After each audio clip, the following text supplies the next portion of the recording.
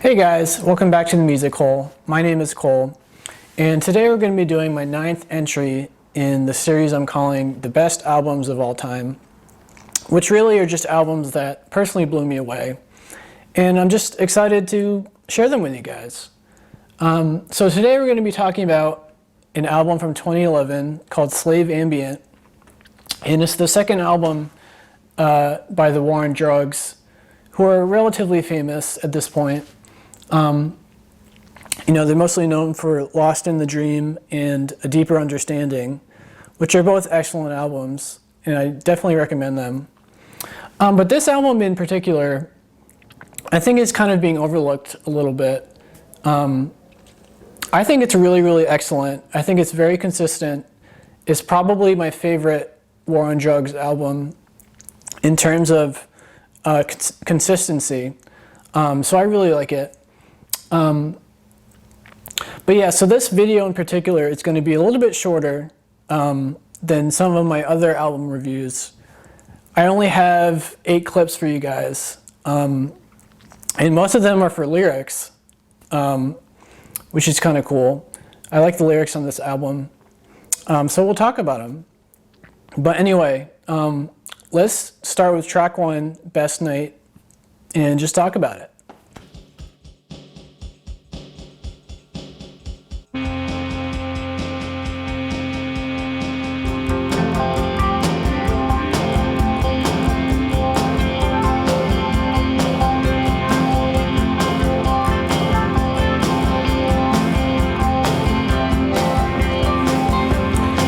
Just a lovely beginning. Just that sound is so dreamy. It's so wonderful. And, this album is pretty interesting because it's a mix of like Bob Dylan and Bruce Springsteen, but with like a almost shoegazy-ish, fuzzy, dreamy type thing going on. And the whole album has this kind of feel that you hear in the song in various forms. And it's almost hypnotic. Many times it feels hypnotic, but it's just a lovely sound. And I think this is an excellent beginning. It gets you in the mood for the album. It's another kind of late night introspective album. But I just wanted to play this clip because this is the beginning of the album. But I do have another clip for this song, and it has to do with the lyrics, and I really wanted to talk about them. They really spoke to me. So let's check out clip number 2.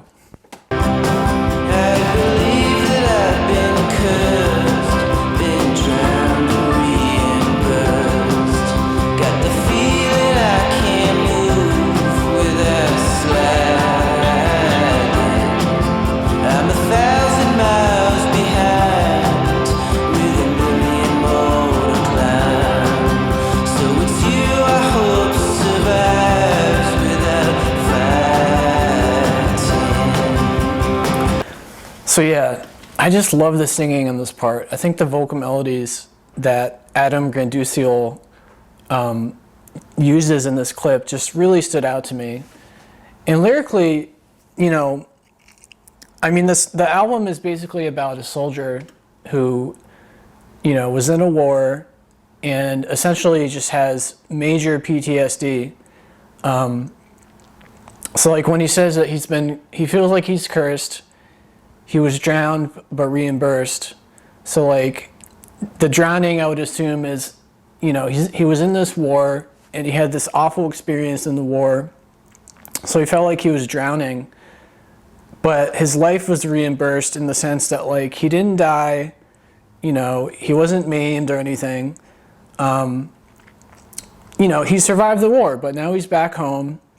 And even though he survived the war, as he says, he feels 1,000 miles behind with 1,000,000 more to go, which I think is a really powerful set of lyrics. Because basically, and this is true for a lot of soldiers, because a lot of soldiers, they join up because, they need the money, but also the government pays for college if you go to war, or if you join the army.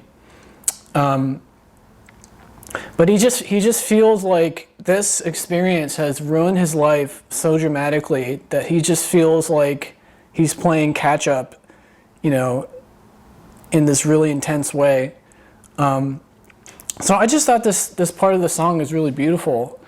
And again, you know, his vocal performance is just really special. But that's all I have to say about track 1, which is called Best Night. But I have 2 clips from track number 2 called Brothers, where he kind of gets more into his soldiering experience. So let's check it out.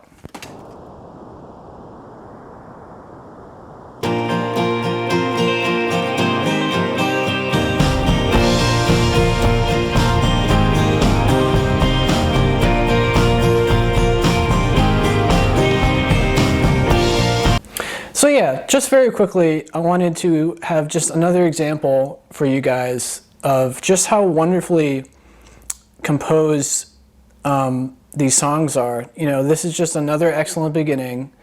Probably my favorite on the album. Brothers is just a really strong song in general. But I just wanted to play one last clip of a sonic highlight, which was this clip. That's the last one I was going to play for you guys. So everything else is going to have to do with some lyrics that really spoke to me. So with that said, let's check out clip number 2. And I was there, waiting for the sun.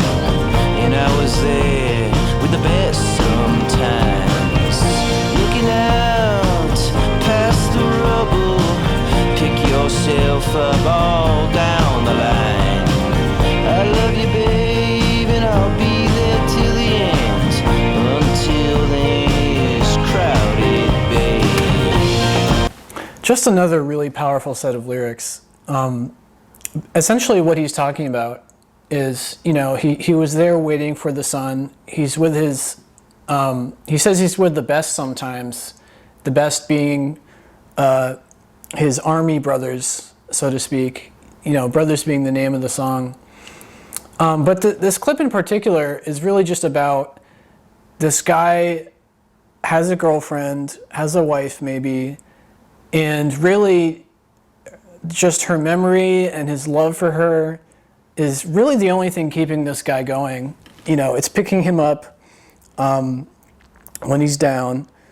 And, you know, it got me thinking because, you know, usually when you think of a soldier in war, in war movies, for example, you know, they usually have like a photograph of their significant other that they show, you know, to their comrades. And I was just wondering, like, you know, imagine that you joined the army, you went to war, and there's nobody waiting for you at home, you know, other than like family, but, you know, like a girlfriend, boyfriend.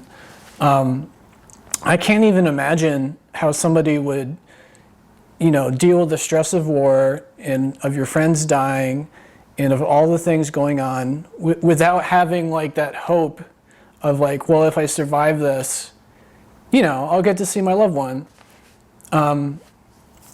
So yeah, I don't know. It just got me thinking about that. You know, I can't imagine. I really can't.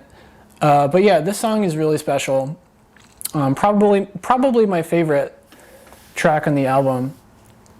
But I have some more lyrics that I want to talk about. This album has a lot of really cool lyrics on it. So with that said, let's check out track number 3. And I was there to catch a man. I thought I had him by the hand. I only had him by the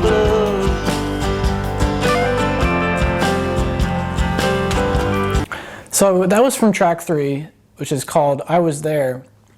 And it sounds like, at least to me, that this is probably the key. This was probably the key moment in this guy's war experience.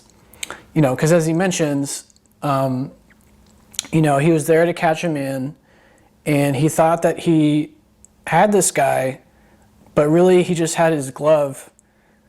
Which by the way, if you've ever seen Cliffhanger, that's how Cliffhanger starts.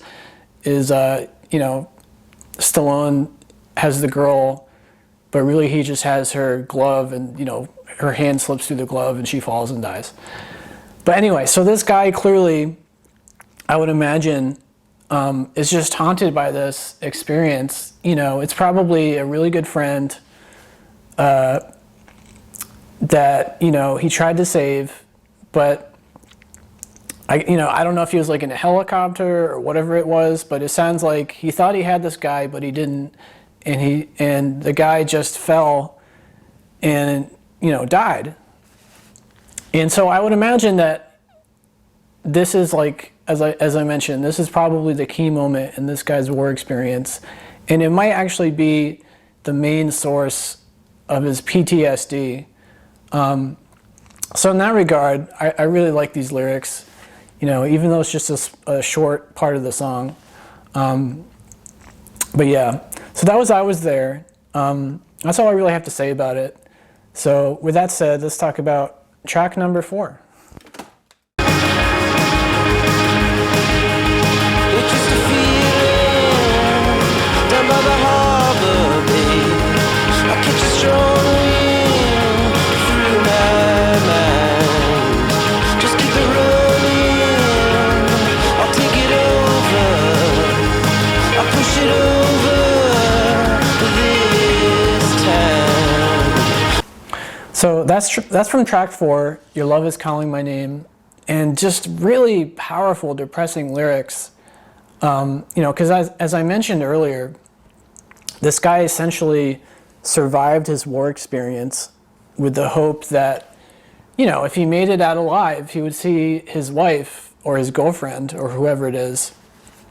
But now we're in the future, we're back home, and he's with his love, and they're by the harbor. But all of his memories are coming back to him. They're intruding, on his experience. And I think he says in these lyrics, like this time he's gonna, get past it. This time he's gonna not let it get to him. But really, this guy is just doomed. Like, he needs a lot of help. He needs a lot of therapy or whatever. And it's just really unfortunate because this guy is finally with his love, but even that's not enough. Even that won't solve all of his mental issues, that are because of the war. So it's just a really powerful set of lyrics, and it really spoke to me. But with that said, that's all I really have to talk about with this track. So let's move on to track number 6.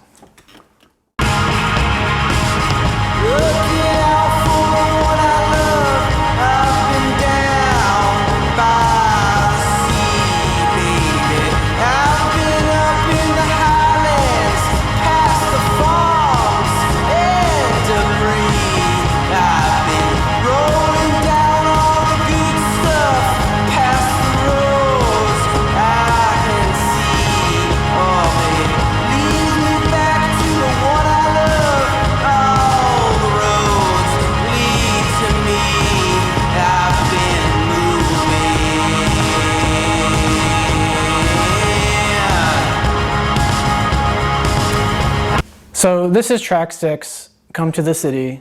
And just very quickly, I forgot to mention that this album has like 3 or 4 instrumentals on it, none of which are extremely interesting, enough to clip. So that's why I skipped to track number 6.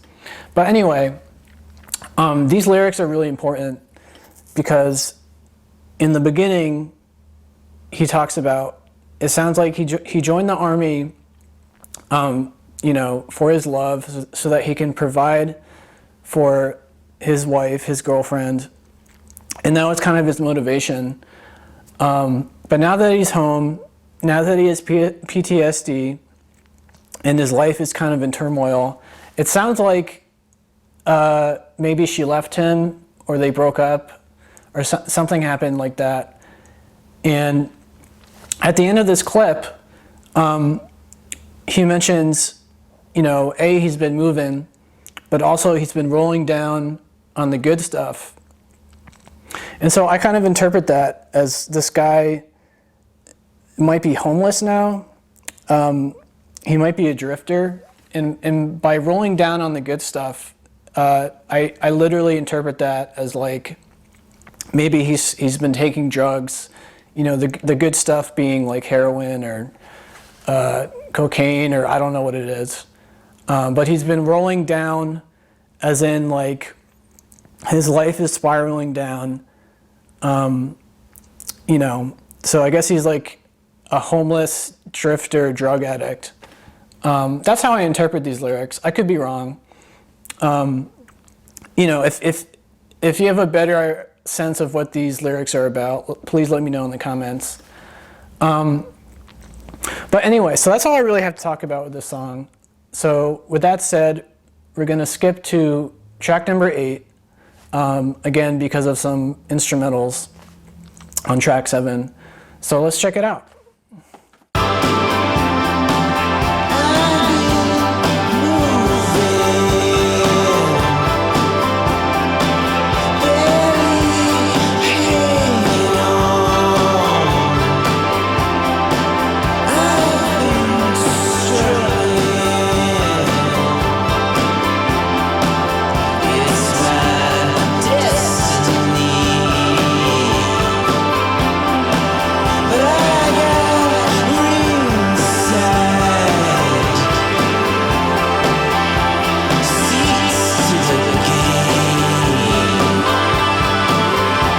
So the name of this track is It's Your Destiny, which is important because, you know, as he mentions in the lyrics, he's moving around, he's drifting, he's struggling, but most importantly, he's basically taken the stance that this is just his destiny. He was fated to go to this war, to get messed up by this war. And he's removing the agency in his life in the sense that, like, as far as he's concerned, there's nothing that can be done about it. His life is over. You know, he's hit rock bottom. He's probably a drug addict now.